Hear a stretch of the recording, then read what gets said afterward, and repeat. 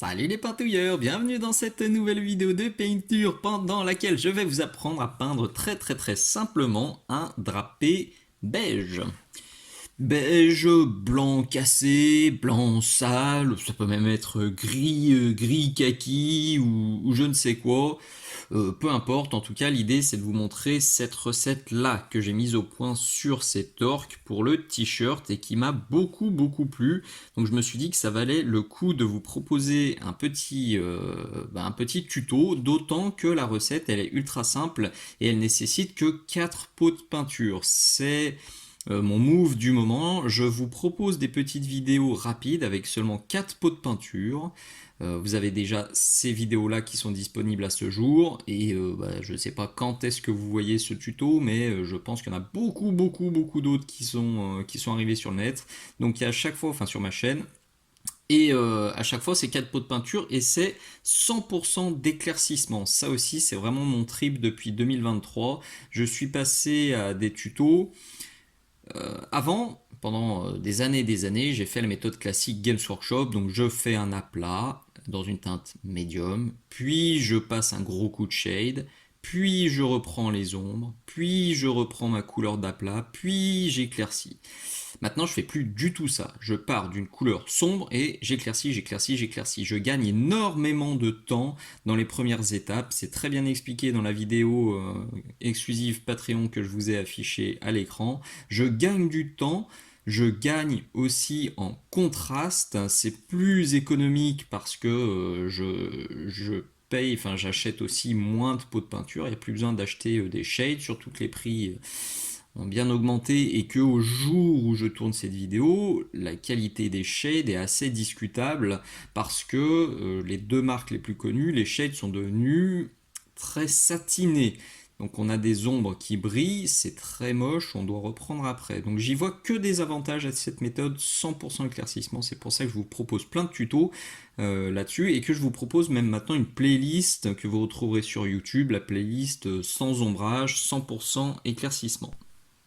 Donc vous l'avez compris, aujourd'hui c'est la recette qui va permettre d'illustrer l'utilisation de ce kit-là, le kit tissu 100% éclaircissement, que vous retrouverez bien sûr sur la boutique Mini Socle, dont vous trouverez facilement le lien dans la description. Trois parenthèses d'ailleurs tout de suite pour commencer. Vous trouverez dans la description tout le matériel que j'utilise dans mes vidéos. Pensez bien à lire les descriptions parce qu'il y a plein d'infos intéressantes. Donc notamment la liste du matos, que ce soit les pinceaux, que ce soit la poignée de maintien qui est une exclusivité Mini Socle avec la pince qui est amovible. Donc vous avez plein de pinces différentes et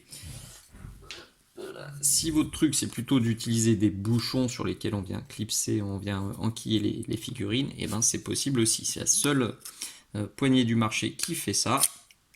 C'est celle que j'utilise au quotidien, elle est topissime. Vous trouverez aussi la pintouillette, le petit tissu que j'utilise pour nettoyer, pour rincer mon pinceau. C'est plus économique, c'est plus écologique que d'utiliser du papier absorbant puisque ça c'est lavable et donc réutilisable quasiment à l'infini. Donc je le redis, pensez bien à lire la description de la vidéo pour retrouver tout ça. Vous trouverez aussi toutes les façons utiles pour me filer un petit coup de main.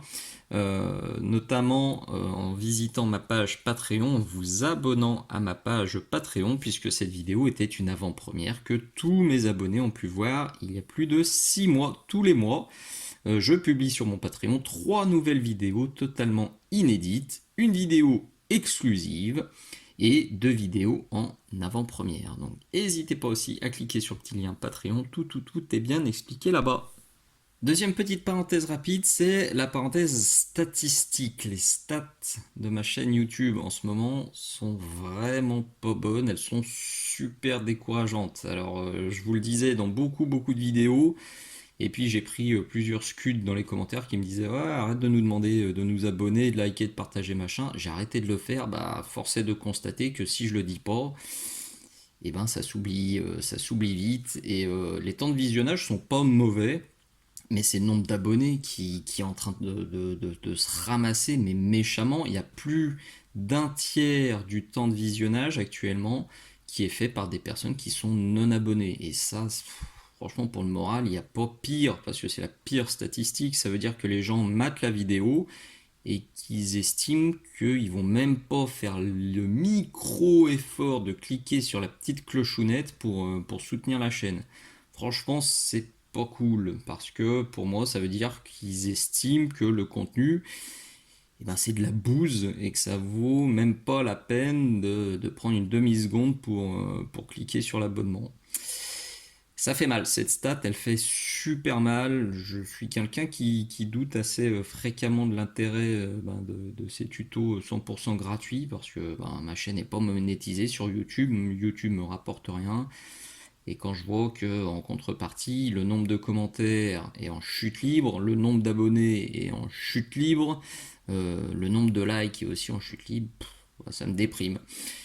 Donc désolé pour ceux qui apprécient pas que je rabâche ça fréquemment, mais je vais recommencer à partir d'aujourd'hui à rabâcher en début de chaque vidéo. S'il vous plaît, pensez à vous abonner. S'il vous plaît, pensez à liker les vidéos. Pensez à mettre un petit commentaire de temps en temps. Pensez à partager les vidéos à vos copains, à en parler aux copains. Parce que c'est ça qui permet de maintenir ma motivation, qui permet de maintenir la pérennité de cette chaîne. Et c'est les quelques retours concrets, les seuls quelques retours concrets que je vois. Vous n'êtes pas en face de moi pour me dire ouais, j'adore ce que tu fais. C'est les stats qui me disent si ce que je partage vous plaît. Et là, les stats en ce moment, elles sont vraiment pas cool. Donc s'il vous plaît, pensez, non, pensez à vous abonner. Ce serait cool. Et pensez à en parler aux potes, pensez à liker. Toutes ces stats, elles sont importantes pour que ma chaîne elle continue de progresser. Et j'avoue que je suis pas un mec qui fait du putaclic, je suis pas un mec qui spamme partout. Et je vois que malheureusement ou heureusement, je sais pas, et ma chaîne, elle se développe, elle grandit beaucoup moins vite que d'autres chaînes, beaucoup plus agressives que moi.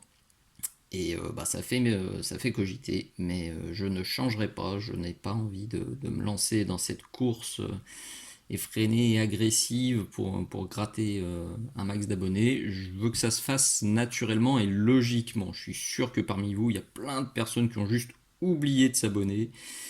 Et voilà, je suis juste là pour vous le rappeler parce que ça me fait plaisir de voir le nombre d'abonnés et ça me fait plaisir de voir des commentaires et des nouveaux pseudos qui commentent, qui disent que c'est utile et qu'ils ont progressé grâce à mes tutos sur YouTube ou sur Patreon. Donc pensez-y, ça serait cool.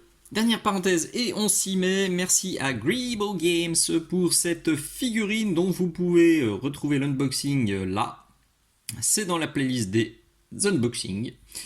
C'est une figurine qui est imprimée en 3D par Greebo, donc vous recevez des figurines déjà imprimées. À l'heure actuelle, c'est pas des STL, ça arrive chez vous directement comme ça, et la qualité est super chouette. D'ailleurs, vous allez revoir très bientôt une autre figurine Greebo Games dans les tutos parce que je spoil, je tease, enfin je fais les deux en même temps. Je spise ou je toile. En tout cas, j'aime beaucoup la recette de cuir 100% éclaircissement que j'ai fait là. Et j'aime beaucoup aussi la recette de pose 100% éclaircissement. Donc on en reverra très bientôt. D'ailleurs, si vous avez à la maison des figurines Blood Bowl qui ne vous servent plus, et n'hésitez surtout pas à me contacter pour que je les réutilise dans les tutos et sur la table de jeu, que ce soit pour Blitzball, pour Dungeon Ball ou pour Blood Bowl. On kiffe ces jeux-là avec mon fiston et on y joue beaucoup et on n'est jamais contre quelques petits renforts pour prendre part à la baston, parce qu'il y a souvent dans ces jeux-là des blessés et des commotions, donc il faut des remplaçants. Donc voilà, n'hésitez pas, il y a plein de façons de me contacter si vous voulez donner une seconde vie à vos figouses. Allez, c'est parti. Donc méthode de 100% éclaircissement, on part sur une sous-couche très sombre. En l'occurrence, moi là je suis parti sur du noir et on va pousser avec différentes teintes de plus en plus claires. Vous allez le voir, c'est tout simple. Les deux clés, c'est la dilution. Et là, pour le coup, c'est expliqué dans cette vidéo-là. Une autre vidéo exclusive Patreon. Et la seconde clé, c'est le tirage, poussage du pigment qu'on voit là. Ça, c'est ma vidéo la plus vue sur Patreon. C'est celle qui est la plus utile. En tout cas, j'ai que des retours super positifs. À ce jour, il y a 51 vidéos exclusives sur mon Patreon. Donc logiquement, quand ce tuto-là, qui est une avant-première, va arriver sur YouTube, il devrait y en avoir 56, 57, peut-être même plus. Pour la première étape, on va partir avec le Grey Green, qui est donc fourni dans le petit kit dispo sur la boutique Mini Socle. Je secoue bien. Hop, hop, hop, hop, hop, hop, hop. Je dis, ça je le dis de moins en moins, c'est vrai que c'est un des trucs comme les abonnements, les likes, les machins, c'est quelque chose qui est tellement devenu automatique pour moi que j'oublie de vous le dire, mais il faut secouer énormément vos peintures. Énormément, vraiment, faut pas hésiter. Première utilisation, c'est même une bonne minute. Et si vous avez laissé le pot sur votre bureau pendant quelques semaines, enfin même juste une semaine sans l'utiliser, secouez, secouez, secouez et pensez à mettre des billes inoxydables. Vous les trouverez aussi sur la boutique Mini Socle parce que ça permet de bien mieux mélanger les peintures. D'ailleurs, un petit truc. Alors vous savez hein, que maintenant j'utilise de plus en plus de peintures AK et d'autres marques avec des pots pipettes. Je ne supporte plus les pots clipsables. L'inconvénient c'est que parfois là, dans la petite pipette, on n'a qu'une sorte d'huile quand on le stocke comme ça. Les pigments vont descendre au fond et on aura le médium à la surface. Et là, on se retrouve avec juste du médium. Donc, faut pas hésiter à taper aux fesses pour que ce qui est là descende et qu'on ait bien de la peinture, enfin du pigment et du médium. On ait vraiment de la peinture dans la petite pipette. Sinon, quand on met sur la palette, on se retrouve avec de l'huile de friteuse et ça marche pas. Il n'y a plus qu'à trouver la bonne dilution. Donc, comme j'explique dans le tuto sur la dilution, hein, c'est quelque chose entre la couleur d'aplat et la couleur pour les glacis, les lavis successifs. C'est un truc comme ça. Voilà. Et hiérarchisation de la lumière oblige. Encore un sujet qui est abordé dans les vidéos exclusives Patreon. Et ben, je vais forcer avec cette teinte là sur le haut de mon tissu et je vais en mettre très peu sur le bas de manière à conserver les ombres bien noires sur le bas de la figousse. Alors là, je me doute que les premiers coups de pinceau ça va pas super bien accrocher parce que j'ai fait le bourrinos et j'ai mis assez régulièrement mes doigts sur le petit pagne. Du coup, il y a un petit peu de sébum. Je l'ai vu tout de suite. C'est un peu grassouillé.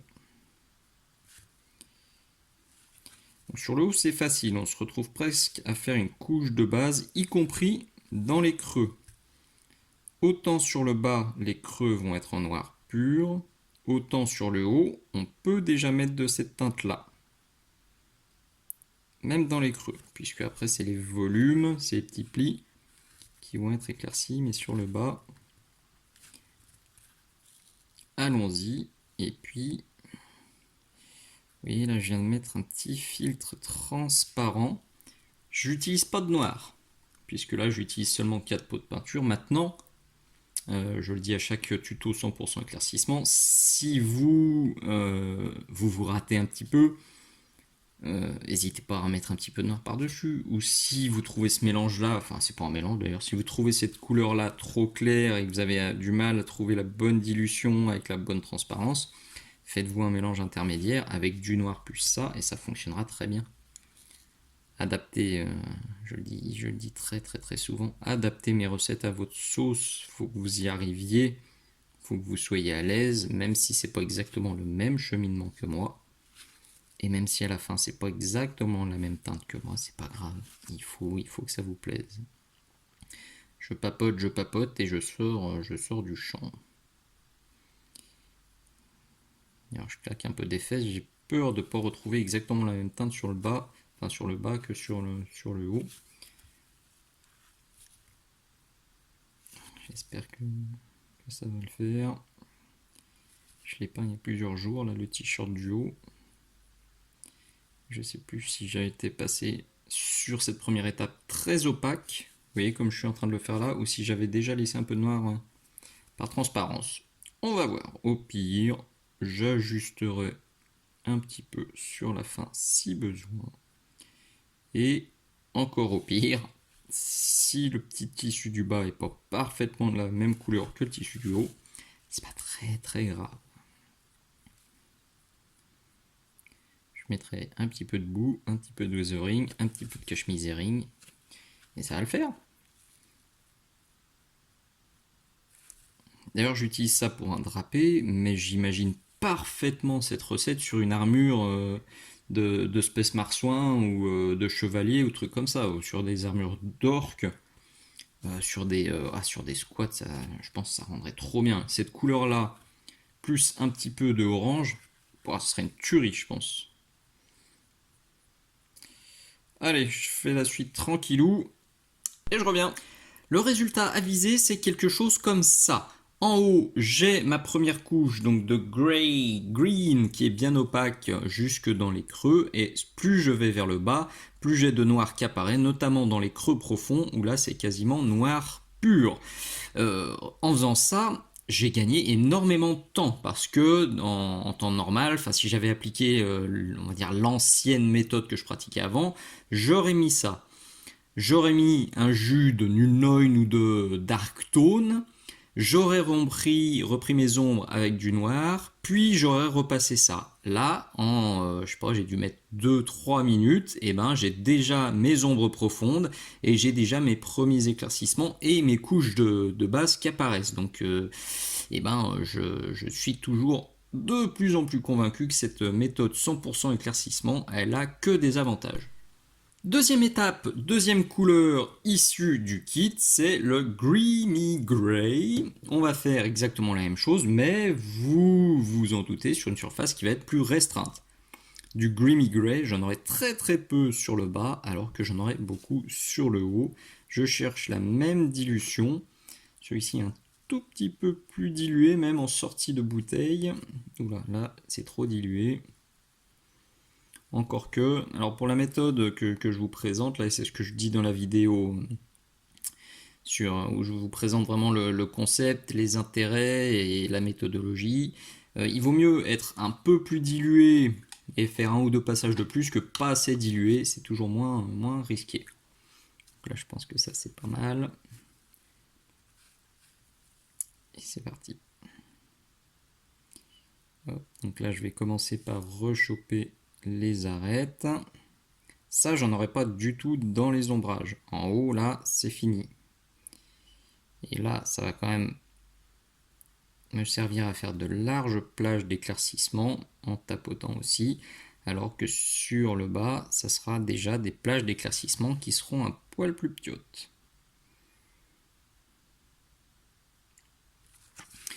Faut juste que je fasse gaffe, ouais. Mais je suis déjà vachement plus clair qu'en haut. Notez que c'est pas dramatique. C'est marqué nulle part que sur le haut et le bas de la figurine c'était la même matière. Au contraire, c'est même assez intéressant de voir qu'avec le même kit, vous pouvez parfaitement obtenir un tissu très sombre ou un tissu très clair. C'est à vous de moduler. C'est à vous de moduler au moment de la première étape. Moi, sur le haut, j'avais laissé des ombres profondes et des larges zones de noir. Hein. On les voit quasiment ici, où c'était juste des petites zones avec la première étape, là le grey-green. Alors que sur le bas, j'ai mis un peu plus de grey-green et c'est plus clair. Donc vous dites pas, ah bah ouais, mais avec son kit, là, je peux faire qu'une sorte de tissu. Pas du tout, du tout. Vous pouvez faire une infinité de tissus, c'est à vous de moduler le résultat que vous voulez obtenir. Là, je vais en mettre un tout petit peu ici, tout petit peu là, tout petit peu là. Tac, tac, tac. Voilà. Point trop d'infos.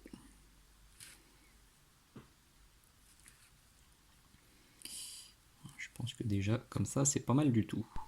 Le résultat est déjà bien plus cool, et ce que je vous propose maintenant, c'est de passer au troisième pot, c'est du Aka Chocolate, une teinte que vous voyez très souvent dans mes tutos, que j'utilise pour les cuirs, que j'utilise pour les nuances, que j'utilise beaucoup pour le grimdark, que j'utilise pour reprendre les ombres après un passage de Strong Tone ou d'Agrax Earthshade un petit peu foireux, notamment parce que je vous disais tout à l'heure, hein, quand c'est trop satiné, je repasse ça par-dessus. et ça atténue le truc, c'est à peu près la même couleur. Ici, ce qui m'intéresse, c'est de donner des nuances à notre tissu. C'est pas du tout indispensable. Si vous voulez pas faire cette étape, ne la faites pas, mais ça va apporter beaucoup de richesse. Vous savez, je vous le dis très souvent. J'aime pas quand un rouge est tout rouge, quand un bleu est tout bleu, quand un vert est tout vert. Dans mon rouge, j'ai mis un petit peu de bleu. Dans mon vert, j'ai mis un petit peu de bleu. Très souvent, dans mes cuirs, je mets un petit peu de vert ou un petit peu de bleu. Et ben là, pour ce tissu, je trouvais que rajouter un petit peu de marronasse, ça le faisait très bien. Si vous voulez pas passer de marron, sortez un gris. Ça pourrait aussi faire quelque chose de très très très sympathique. Mais là, moi, c'est du chocolate. Il est là sur la palette. Là, par contre, on est en dilution de nuances. C'est ce que j'appelle dilution pour nuance dans dans la fameuse vidéo comment trouver la bonne dilution. Hop, hop, hop, hop, hop. Voilà, on est limite sur de l'eau de rinçage, c'est quelque chose de teinté. Et je vais venir pousser ça dans les ombres, faire un passage. Ça va me permettre, en plus de nuancer, de lisser certaines ombres qui sont pas parfaites, notamment ici, où j'y suis quand même allé un petit peu violent. Hop, hop, hop. Donc je fais un premier passage comme ça, gentil. Et par endroit, je vais venir faire un deuxième passage, un tout petit peu moins dilué.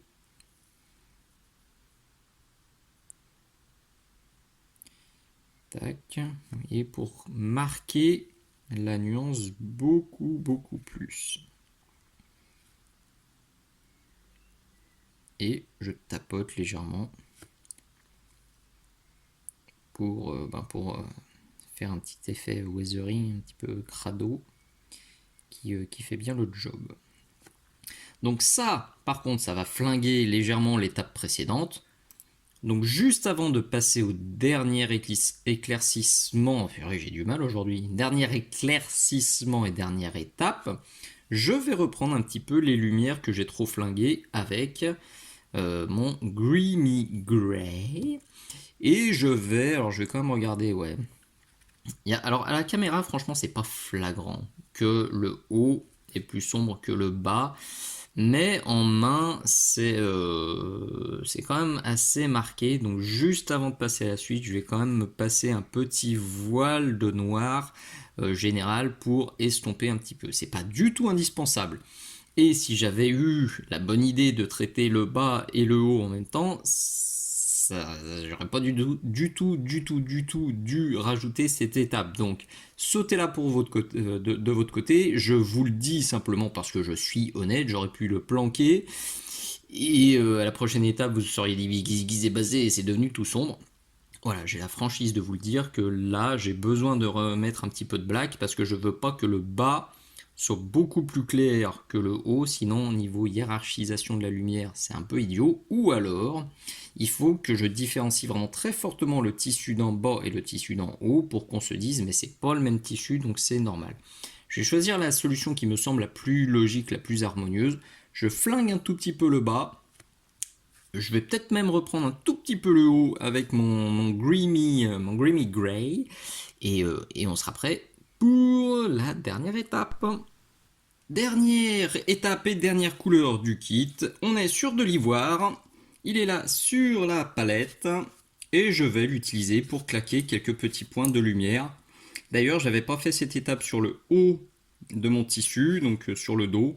Je vais en profiter. Là, c'est vraiment des petites accroches de lumière, des petites déchirures, des petits accros dans le tissu. En tout cas, pour ma version à moi. Parce que je veux pas un tissu trop clair. Maintenant, je le redis, si vous voulez quelque chose de plus clair, de plus chatoyant, et ben vous pouvez mettre un max d'ivoire. Voire monter au blanc encore un peu derrière.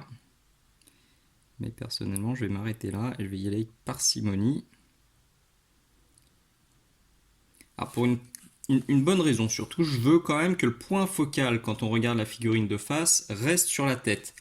Si jamais j'éclaircis trop le dos, si je le fais trop clair, ça va détourner le regard. On va être naturellement attiré vers cette petite zone et je veux pas. C'est pour ça que je reste quand même assez sombre. Mais dans d'autres circonstances, j'aurais sûrement mis plus d'ivoire et plus de lumière, plus d'éclaircissement. Donc là, rien de bien sorcier, c'est quelque chose que je fais très régulièrement. Et plus j'avance dans ce tuto, plus j'ai envie maintenant de me faire des Marines ou des Forge Phaser là, de chez Mantic. Avec ces teintes pour faire des armures blanc cassé, là, ça, c'est en train de me titiller fort fort fort. Allez, quelques petits points de lumière et on est au bout de ce tuto.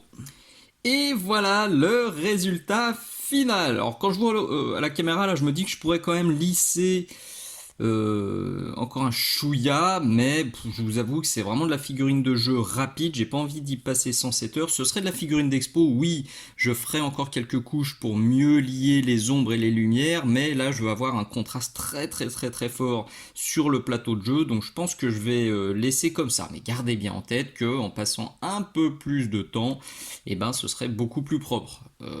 Comme vous pouvez parfaitement moduler la teinte finale de votre drapé, plus clair que moi ou plus foncé que moi, vous pouvez parfaitement moduler la texture de votre drapé. Là, j'y suis allé en mode ultra texturé, mais si vous voulez faire un truc lisse, les teintes fonctionneront aussi parfaitement. C'est à vous de vous attribuer, de vraiment faire à votre sauce le drapé avec ce petit kit de peinture et avec cette petite recette. Les possibilités sont infinies. Encore un grand merci à vous tous d'être allés jusqu'au bout de cette vidéo. Dernier petit rappel, pensez bien, là pour le coup, je pense que le message était clair en début de vidéo, mais je le remets pour tous ceux qui ont sauté l'introduction.